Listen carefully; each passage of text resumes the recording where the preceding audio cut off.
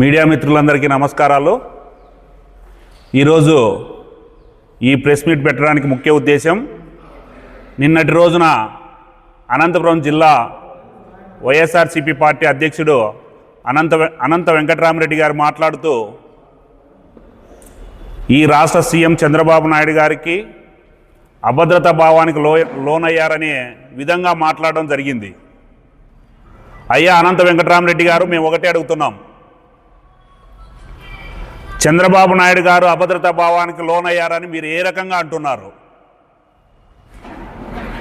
పవిత్రమైన కలియుగ దైవం శ్రీ వెంకటేశ్వర స్వామి సన్నిధిలో అపచారం చేసిన మీరు అభద్రతా భావానికి లోనయ్యారు। కల్తీ నెయ్యి వ్యవహారం రాష్ట్ర ప్రజలందరూ అలాగే దేశంలో ఉన్న హిందువులంతా మిమ్మల్ని చీకొడుతున్నారు। అయినా మీకు బుద్ధి లేకుండా ఇంకా మీడియా ముందరకు వచ్చి అవాకులు చెవాకులు పేలుతున్నారు। మీ వయసు రీత్యా అయినా కూడా మీరు ఇలాంటి మాటలు మాట్లాడడం మంచి పద్ధతి కాదని కూడా ఈ సందర్భంగా మీకు తెలియజేస్తున్నాం।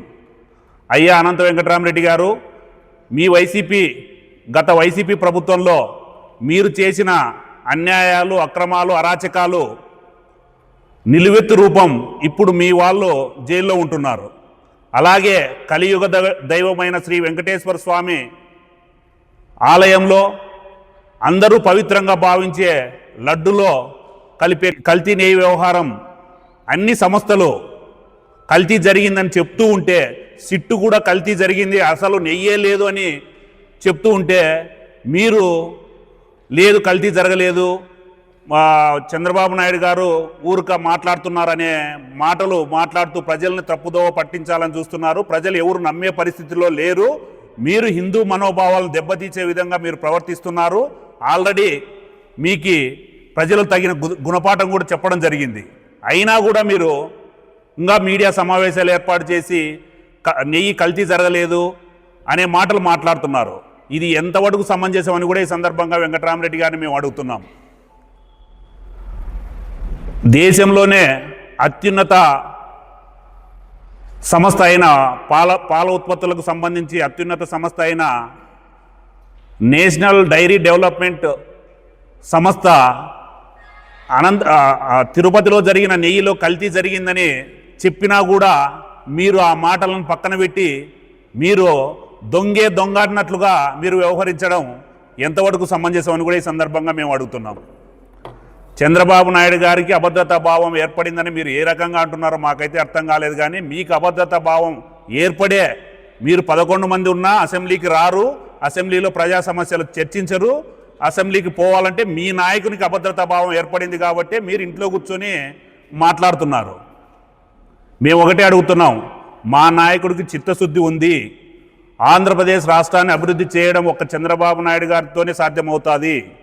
అంతేకాకుండా ఈ వయసులో కూడా ఈ రాష్ట్ర సీఎం దేశం నలుమూలలా తిరుగుతూ అనేక లక్షల కోట్ల పెట్టుబడులు ఈ రాష్ట్రానికి తీసుకొస్తున్నది ఒక చంద్రబాబు నాయుడు గారు। ఆయనకు అభద్రతా భావం ఉందని మీరు ఏ రకంగా అంటున్నారో మాకైతే అర్థం కావట్లేదు। అంతేకాకుండా ఈ రాష్ట్రానికి రాజధాని అమరావతి నిర్మించేది కూడా చంద్రబాబు నాయుడు గారితోనే సాధ్యమవుతుంది। ఇది మీ వల్ల సాధ్యం కాకనే ప్రజలు మిమ్మల్ని అంతా గమనించి మిమ్మల్ని ఇంట్లో కూర్చోపెట్టడం జరిగింది। ఇంకా కూడా మీరు లేనిపోని మాటలు మాట్లాడితే ఈ 11 సీట్లు కూడా ప్రజలు ఇచ్చే పరిస్థితి లేదనేది కూడా మీరు గుర్తుపెట్టుకోవాలి। ఇప్పటికైనా మీరు చేసిన తప్పుని కలియుగ దైవమైన శ్రీ వెంకటేశ్వర స్వామి సన్నిధిలో జరిగిన తప్పిదానికి మీరందరూ, మీ నాయకుడు మీరందరూ దేవునికి క్షమాపణలు కోరాలి। అలాగే బహిరంగంగా ప్రజలకు కూడా క్షమాపణ చెప్పాలని ఈ సందర్భంగా మీకు హెచ్చరించడం జరుగుతుంది, తెలియజేయడం జరుగుతుంది। ఇలాంటివి మానుకోకపోతే రానున్న రోజుల్లో ప్రజలు తప్పకుండా మీకు తగిన గుణపాఠం చెప్తారని కూడా ఈ సందర్భంగా మీకు హెచ్చరిస్తున్నాం। ఓం నమో వెంకటేశాయ నమః। అందరికీ నమస్కారం। నిన్నటి రోజున అనంతపురం జిల్లా అధ్యక్షుడు, వైఎస్ఆర్సీపీ జిల్లా అధ్యక్షుడైనటువంటి వెంకటరామరెడ్డి గారు చంద్రబాబు గారిని విమర్శించడం జరుగుతోంది। ఏ విషయంలో అంటే సాక్షాత్తు కలియుగ దైవమైనటువంటి హిందువులకు ఆరాధ్య దైవమైనటువంటి వెంకటేశ్వర స్వామి పైన ప్రపంచమంతా కూడా కల్తీ నెయ్యి జరిగింది అని చెప్తుంటే దానిపైన వెంకట్రామరెడ్డి గారు మరి కల్తీ నెయ్యి జరగలేదు అని చెప్పి చంద్రబాబు నాయుడు అభద్రభావానికి లోనై ఈ విధంగా విమర్శలు చేస్తున్నాడు అని చెప్పడం జరుగుతుంది. మరి సిట్టు అనేది ఒక ప్రభుత్వ సంస్థ, మరి అదేవిధంగా నేషనల్ డైరీ అనేది ఒక ప్రభుత్వ సంస్థ. ఈ రెండు సంస్థలు కూడా పాల ఉత్పత్తుల సంస్థలు రెండు కూడా మరి అసలు ఆ లడ్డులో నెయ్యే లేదు, అది పూర్తి కెమికల్స్తో తయారు చేసినటువంటి లడ్డు అని చెప్పి నివేదిక సమర్పించడం నిజం కాదా? ప్రపంచవ్యాప్తంగా ఉన్నటువంటి హిందువులు ఎవరైతే వెంకటేశ్వర స్వామి భక్తులు ఉన్నారో అందరి మనోభావాలను దెబ్బతీసే విధంగా ఈ వైఎస్ఆర్సీపీ ప్రభుత్వం గత 5 సంవత్సరాల్లో అనేక విధాలుగా చెడగొట్టడం జరిగింది. అదేవిధంగా అక్కడ ఈ 5 సంవత్సరాల్లో కోట్లాది రూపాయలు వెనకేసుకొని లడ్డుతో సహా ఇతర మరి శ్రీవారి డబ్బులను కావచ్చు, పరకామణి సేవలో పరకామణి డబ్బులను కావచ్చు రకరకాలుగా దోచుకోవడం జరిగింది. డైరెక్ట్గా వాళ్ళ ఎంప్లాయీ పట్టుబడితే మరి జగన్ గారు చిన్న సొమ్ముతో ఆయన తీసుకుంటే దానికి ఇంత రాద్ధాంతం చేస్తానన్నావు. రూపాయి దొంగతనం చేసినా, ₹1,00,000 దొంగతనం చేసినా, 10 లక్షలు దొంగతనం చేసినా దొంగను దొంగే అంటారు కానీ దొంగ అనకుండా ఉండరు. మనకు దొరికిన సాక్ష్యం అది. ఈ సాక్ష్యంతో పాటు అనేక కోట్ల రూపాయలను దోచినది వాస్తవం కాదా?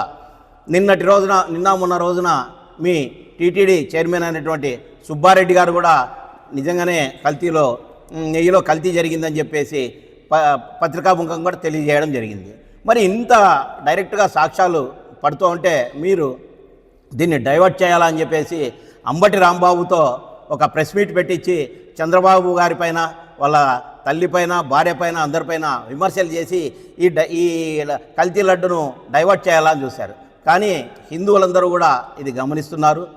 మరి కోట్లాది మంది కొలిసే వెంకటేశ్వర స్వామి భక్తుల మనోభావాలు దెబ్బతిన్నాయి. వీటన్నిటికి కూడా మీరు పరిహారం చెల్లించక తప్పదు. దయచేసి ఇప్పటికైనా వీటిని మీరు వెంకటేశ్వర స్వామి కలియుగ దైవం అంటే వెంకటేశ్వర స్వామి కొండకు పాదయాత్రతో నడిచి తలనీవుదాలు సమర్పించుకొని తప్పైంది స్వామి అని లెంపలేసుకుంటే అప్పటికైనా దేవుడు క్షమిస్తాడు, ప్రజలు క్షమిస్తారని చెప్పి తెలియజేసుకుంటూ ఇటువంటి ప్రేలాపనలు మావి మరి బాధ్యతాయుతమైన ప్రతిపక్షంగా మాకు సద్విమర్శలు చేసి మేము చేసే తప్పులను ఎత్తి చూపించాలి కానీ ఏదీ చేయకుండా అసలు మీ లీడర్ అయినటువంటి జగన్మోహన్ రెడ్డి 11 మందితో కనీసం 11 నిమిషాలైనా అసెంబ్లీకి రాకుండా మరి ఇటువంటి విమర్శలు చేయడం ఎంతవరకు సబబు? వీటన్నిటినీ ప్రజలు గమనిస్తున్నారు. ఇప్పుడన్నా 11 సీట్లు వచ్చినాయి, ఇక జీరోకు పడిపోతుంది.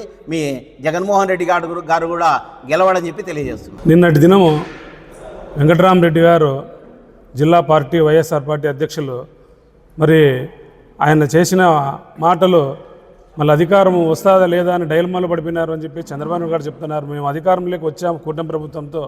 అసలు మీ నాయకుడు ప్రజల్లోకి వస్తున్నాడా అనేది ఒకసారి ఆలోచన చేసుకోండి. మీ నాయకుడు ఎప్పుడైనా కానీ పండగలకు కానీ మరి అకేషన్లకు కానీ తిరుమలకు కానీ ఎప్పుడైనా వచ్చినాడా? మరి అటువంటి హిందూ మనోభావాలు దెబ్బతీసే దాంట్లో ప్రథమ డిగ్రీ తీసుకున్న వైఎస్ఆర్ పార్టీ రాష్ట్ర అధ్యక్షుడు జగన్మోహన్ రెడ్డి గారు నేతృత్వంలో ఉన్న మీ పార్టీ మీరు కూడా హిందువులను గౌరవించాలా? మరి ఈరోజు జరుగుతున్న రాష్ట్రం అంతా కల్తీ నెయ్యి జరిగింది అనేది అనేక పరిశోధనా సంస్థలు చెప్తూ ఉన్నాయి. మరి అనేక నేర పరిశోధనలు చెప్పి సర్టిఫికేట్ కూడా ఇచ్చారు. దాన్ని కాదని మరి సాక్షాత్ వైవి సుబ్బారెడ్డి గారు చెప్పారు. అది జరిగిండేది వాస్తవమే, మరి చాలామంది ఉన్నారు అని చెప్పారు. మరి మీ ఓఎస్డి ధనంజయ రెడ్డి గారు కూడా మరి కల్తీ నెయ్యి జరిగిందని చెప్పాడు. మరి ఆయన పరకామణి కేసులో ఆయన కూడా నిందితుడుగా మరి ఎవరో ఎంప్లాయీని ఆయనకు సంబంధించిన వ్యక్తిని పట్టుబడితే ఆయన ఏదో ₹100, $200, $300 దొంగలించినా అదేం కాదని చెప్పినారు. అంటే ₹100 దొంగ, ₹50 దొంగ, ₹10 దొంగ అని ఉంటారా? దొంగే అంటారు కానీ ₹10 దొంగ అని చెప్పరు. దీన్ని గమనించాలా ప్రజలు. మనకు అధికారం ఇచ్చిండేదానికి గతంలో మీరేం చేసినారు, మీరు ఇప్పుడేం చేస్తున్నారు భవిష్యత్తులో అంటే కళ్ళు మూసుకుంటే 3 ఏళ్ళు అయిపోతుంది, నేను మళ్ళీ సంవత్సరం అధికారంలోకి వస్తుందని చెప్పి ఆయన మీ క్యాడర్కి మీకు చెప్తా ఉన్నాడు. మీరు కళ్ళు మూసుకోండి అయిపోతుంది, మళ్ళీ 1.5 సంవత్సరం తర్వాత ఆయన ప్రజల్లోకి వస్తారు. మరి మీ చెప్పిన ఆ రోజు చేసిన మద్యం కానీ ఇసుక టెండర్లు కానీ మరి ఇవన్నీ మేము కూడా చెప్తాము. మరి ఈరోజు మద్యం మేమైతే ఫోన్పేకి కూడా మేము డబ్బులు ఇచ్చి మద్యం అమ్ముతున్నాము. మరి మీరేమన్నా నమ్మినారు? ఆ రోజు మాఫియా ఎట్లా జరిగింది? మీ గత 5 ఏళ్లలో మరి ఉద్యోగస్తులను భయపెట్టినారు. మరి అందరినీ ఇబ్బందులు పెట్టి పరిపాలించిన ఘనత మీది. మేము ఈరోజు అన్ని వర్గాలను, అన్ని సంక్షేమ వర్గాలను మరి అందరికీ దృష్టిలో పెట్టుకొని మేము మా నాయకుడు పరిపాలిస్తున్నాడు చంద్రబాబు నాయుడు గారు. మాకి ఎప్పుడైనా కానీ అధికారం మాకు ప్రజలు కట్టుబెడతారు, కానీ మీకు ప్రజలు ఇంకొక జన్మ అంటూ ఉంటే రాష్ట్రం మన 2019 నుంచి 23 వరకు ప్రజలు చేపట్టిన ఇబ్బందులన్నీ గమనించి మీకు 2029లో ఏదో ఇస్తారని ఎండమావుల్లో ఉన్నారు. మరి ఈ పొద్దు అనంత వెంకటరామరెడ్డి గారు జిల్లా పార్టీ అధ్యక్షుడైనాడు. ఆయన కూడా మా నాయకుడు కళ్ళు మూసుకుంటే 3 ఏళ్ళు అయిందని చెప్పేసి అనింటే ఆయన కూడా డైలమాలో పడిపోయినాడు. నాకు అధికారం రాదు, అధికారం ముసాలే తెలియదు అని ఆయన డైలమాలో పడి మమ్మల్ని అంటున్నాడు. మరి నువ్వు గతంలో చేసిన పరిపాలనలో ఎన్ని మరి సుభాష్ రోడ్లో మన లలితకల్లా పరిస్థితి దగ్గర ఉండే వినాయకుని గుడిని పగలగొట్టావు. మరి మైసమ్మ కళ్యాణ్కు రోడ్లో ఉండే దేవాలయాన్ని పగలగొట్టినావు. మరి చెప్పుకుంటూ పోతే ఆ రోడ్లో ఇంకో 2-3 దేవాలయాలు ఉన్నాయి. మరి కన్నికా పరమేశ్వర ఆర్చిని పగలగొట్టావు. గుళ్ళు పగలగొట్టడము, హిందూ మనోభావాలు దెబ్బతీయడం నీకు చెల్లుబాటు, మీ పార్టీకి చెల్లుబాటు. కానీ మేము అన్ని వర్గాలు, అన్ని సంక్షేమ పథకాలను మేము సమానంగా పరిపాలించే బాధ్యత నాయకుడు చంద్రబాబు నాయుడు అని చెప్పేసి ఈ సందర్భంగా నేను మనవి చేస్తాను.